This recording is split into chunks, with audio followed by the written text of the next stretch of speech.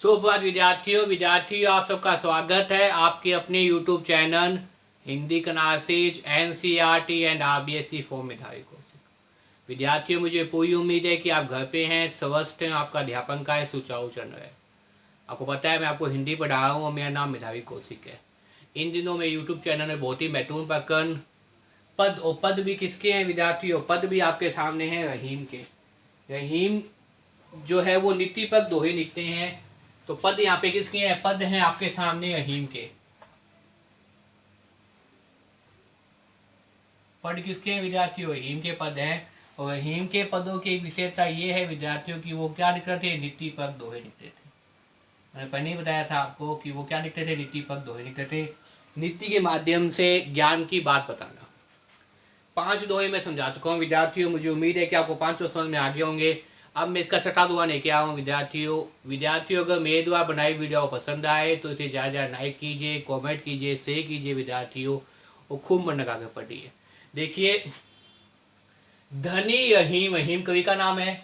धनी रहीम जन पंख को नघु जीव पियत अघाय, उदित बड़ाई कौन है जगत पियासो जाए। धनी रहीम जन पक को नघु जिये पियत अघाए, उदित बड़ाई कौन है जगत पियासो आए। धनी का मतलब धनवान। कवि यहाँ पे क्या कहें? धनी का मतलब क्या होता है? धन्य। धनी का मतलब यहाँ पे क्या है? धन्य, धन्य होना। रहीम का मतलब रहीम यहाँ पे क्या है? कवि का नाम विद्यार्थियों। जन, आप जो पानी पीते हैं, हम जो पानी पीते हैं उसको बाद में क्या कहा? जन कहा गया है। और पंख का मतलब क्या होता है? पंख का मतलब होता है कीचड़।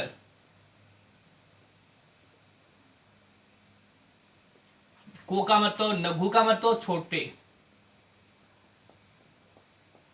जीव का मतलब होता है जीव। पियत का मतलब होता है पीना। पियत का मतलब क्या होता है? पीना होता है। जैसे जन वगैरह पीते हैं, कोई भी पानी वगैरह पीते हैं तो उसको क्या बोलते हैं? उसको बोलते हैं पियत। आघात का मतलब होता है, अघाय का मतलब होता है संतुष्ट होना। उसको पीने के बाद क्या है? संतुष्ट हो जाते हैं। कौन संतुष्ट हो जाते हैं? छोटे जीव जंतु। कौन संतुष्ट? छोटे जीव जंतु हो जाते हैं। उदित का मतलब होता है समुद्र। ये समुद्र का पर्यायवाची भी है, आपको ध्यान रखना चाहिए विद्यार्थियों। इसका मतलब होता है समुद्र। बड़ाई का मतलब क्या होता है? प्रशंसा। कौन का मतलब कौन कहेगा? जगत का मतलब होता है संसार। पिया सो जाए, पीने, पीना। जाए का मतलब जाना। एक एक शब्द कर बता चुका हूं विद्यार्थियों। तो देखिए, धनी का मतलब क्या है? धन्य है। धनी का मतलब धन्य है। रहीम का मतलब क्या है? रहीम का मतलब कवि का नाम। रहीम क्या है यहाँ पे? वास्तव में कवि का नाम है।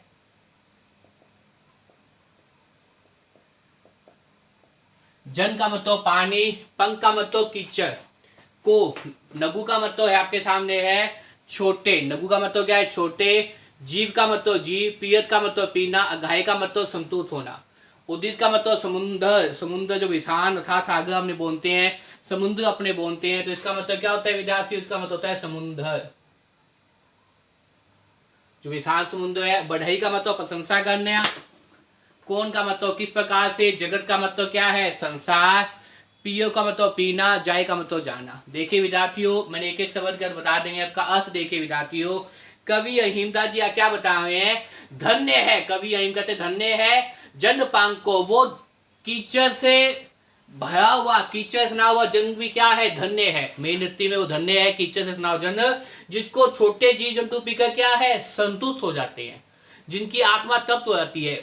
जब प्यास लगती है तो जीव जंतु जो पानी मटमेना होता है, जो पानी गंदा होता है, उसको ही पी लेते हैं। आजकल तो वैसे ही बहुत गर्मी चल रही है विद्यार्थियों, तो गर्मियों के अंदर तो वैसे ही आपको पता है पानी की महत्ता, और पानी की महत्ता को, प्यास की महत्ता को बता रहे हैं यहाँ पे। देखिए कवि रहीम क्या कहते हैं कि मेरी दृष्टि के अंदर छोटे से सरोवर का कीचड़ वाला जन भी क्या है? धन्य है। वास्तव में धन्य है, क्योंकि उसे पीकर छोटे छोटे, क्योंकि उसे पीकर छोटे छोटे जीव जंतु क्या है? अपनी प्यास को बुझा लेते हैं। छोटे छोटे जीव जंतु पीकर क्या करते हैं? अपनी प्यास को बुझा लेते हैं। परंतु समुद्र उठी प्रशंसा कौन? परंतु उस विशाल अथाह सागर समुद्र की प्रशंसा कौन करेगा? क्योंकि आपको पता है कि समुद्र का जन क्या होता है? समुद्र का जन वास्तव में खाया होता है। समुद्र का जन क्या होता है? खाया होता है। समुद्र का जल कभी पिया नहीं जाता। समुद्र का जल क्या होता है विद्यार्थियों?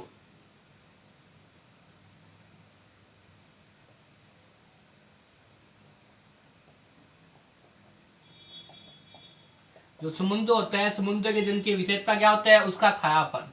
उस जल को पीकर हम अपनी प्यास नहीं बुझा सकते।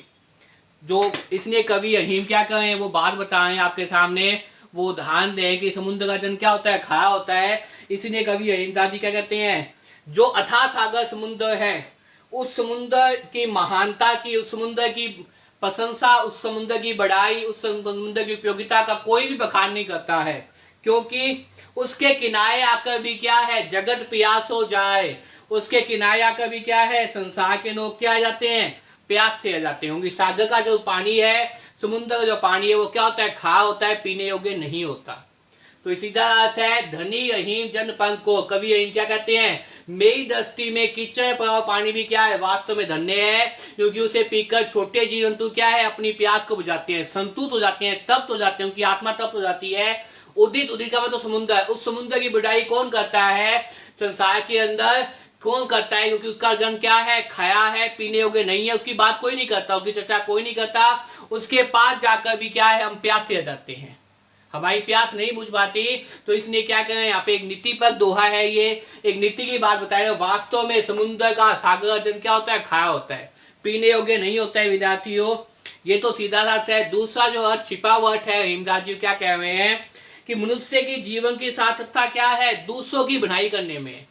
मनुष्यों के जीवन की सार्थकता क्या है विद्यार्थियों? दूसरों की भलाई करने में है। दूसरों के ऊपर क्या करना? परोपकार करने पर है। दूसरों की भलाई करना, परोपकार करना, दूसरों की सहायता करना, उस पर है। परोपकारी मनुष्य ही वास्तव में क्या है? मानव कहलाने योग्य है। जो परोपकारी व्यक्ति होता है, महान व्यक्ति होता है, वही क्या है? वास्तव में मानव कहलाने अधिकारी है, मानव है, मनुष्य है। उसे हम क्या कहते हैं? इंसान कहते हैं। धनवान होते हुए भी अगर आपके पास क्या है? बहुत अधिक धनवान है, धनवान होते हुए भी अगर आप उस धन से किसी गरीब की, किसी अपाहिज की, किसी बीमार व्यक्ति की सहायता नहीं करते, तो आप वास्तव में इंसान कहलाने योग्य नहीं है। आप वास्तव में जो है वो मनुष्य कहलाने योग्य नहीं है इनकी दृष्टि में। तो छिपा हुआ यह है कि वही व्यक्ति वास्तव में क्या है? महान होता है। वही व्यक्ति परोपकार दयालु कहता है, जो क्या करता है? हर समय दूसरों की सहायता करता है। अगर आप धनवान है, अगर आपका रुपया पैसा है, अगर आप अमीर है, फिर भी आपके पास उतना समझते होते भी अगर आप किसी निर्धन की, गरीब की, अपाहिज की, बीमार व्यक्ति की सहायता नहीं करते, तो आप वास्तव में मनुष्य कहलाने योग्य नहीं होते विद्यार्थियों। तो इसमें देखिए दृष्टांत अंक का उपयोग किया गया है। इसके साथ साथ किया गया है अनुपात अंक का दिखाई दे रहा है। और एक संसार के अंदर प्रसिद्ध है कि समुद्र का जल क्या होता है? खाया होता है, वास्तव में पीने योग्य नहीं होता। इसका दृष्टांत लिया गया है, इसको विस्तार से बताया गया है विद्यार्थियों। तो मुझे उम्मीद है ये दोहा क्वेश्चन में आ गया होगा। धनी रहीम जन पंख को, नघु जिए पियत अघाए, उदित बड़ाई कौन है, जगत पियासो आए। कवि रहीमदास जी यहाँ पे क्या कहते हैं? धन्य है वो कीचड़ में पड़ा हुआ पानी भी, जिसको पीने के बाद क्या है? छोटे जीव जंतु क्या करते हैं? अपनी प्यास बुझा देते हैं, उनकी प्यास बुझ जाती है। और उसकी प्रशंसा, उसकी बढ़ाई, उसकी चर्चा हर कोई करता है, हर तक होती है। लेकिन समुद्र का पानी, क्योंकि समुद्र का अथाह सागर जो होता है उसमें बहुत ही पानी पानी होता है, लेकिन कीचड़ के अंदर थोड़ा सा पानी होता है, तो भी उस पानी का क्या है? धनवान है, उनकी पानी से किसी प्यासे व्यक्ति की, प्यासे पक्षी की प्यास बुझ जाती है। और जो कि समुद्र में क्या है? अथाह सागर समुद्र है, विशाल समुद्र है, पानी पानी है, लेकिन फिर भी वो समुद्र क्या है? खारापन होने के कारण उसके किनारे जाने में व्यक्ति क्या कहते हैं? प्यासे जाते हैं। इसी प्रकार परोपकार व्यक्ति वही है, वास्तव में धरती पे मानव वही कराएगा जो परोपकारी है, दयालु है, दूसरों की सहायता करता है। अगर किसी का धन है, धन संपत्ति अपार है, लेकिन फिर भी वो किसी गरीब की, बीमार की, बुजुर्ग की, अपाहिज की मदद नहीं करता, सहायता नहीं करता, तो मनुष्य कराने योग्य नहीं है।